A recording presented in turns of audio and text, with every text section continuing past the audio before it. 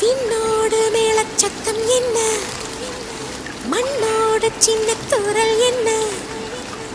எங்கேதான் சென்றாயோ இப்போது வந்தாயோ, சொல்லாமல் வந்தது போல் இல்லாமல் போவாயோ, தப்பாமல் மீண்டும் சந்திப்பாயோ,